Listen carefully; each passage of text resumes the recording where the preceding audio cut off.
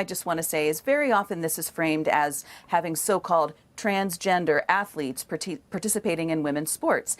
And I really want us to get away from that language. The truth of the matter is that he is a man, and he's been allowed to compete in women's sports. Part of the problem is that a lot of this is happening because of a series of orders that the Biden administration issued over the course of the first 6 months of the administration, impacting Title IX, among other federal administrative laws.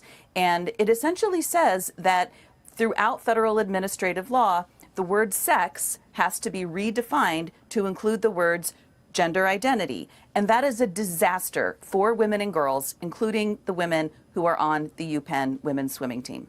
Yeah, well, it just eliminates women and girls as a meaningful category, like they don't exist anymore. So how can you undo this? I mean, let's be honest, you cover this stuff. I'm from Washington. Like, you change something like that, no one ever changes it back, right?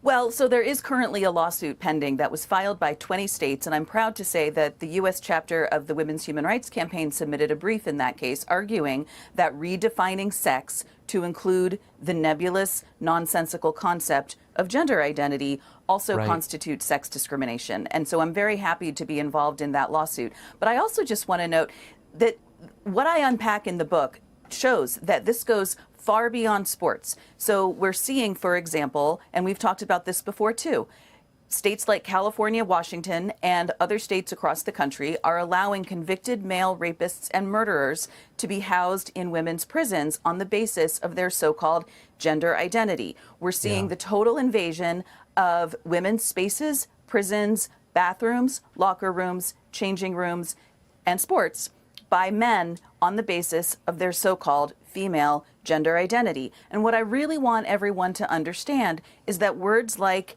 gender identity don't have any meaning. They really don't. I mean, they're defined variously, inconsistently, and vaguely in ways that don't make any sense. Every single human being is either a male person or a female person. Everything else is a lie. I could just make one plea. Yes. Can I make one plea to your viewers? Okay, so I have one plea to make, which is this.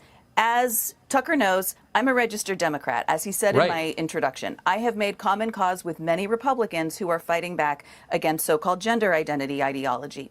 One thing that has frustrated me is that across the political spectrum, people still seem to be of the view that the phrase transgender people, the phrase transgender athlete, the phrase transgender student, the phrase transgender prisoner has some sort of coherent meaning. It doesn't. And so my plea to your viewers in particular, I know that it's Republicans who are holding the line. I don't like it, but I know it's true. Republicans are holding the line on material reality.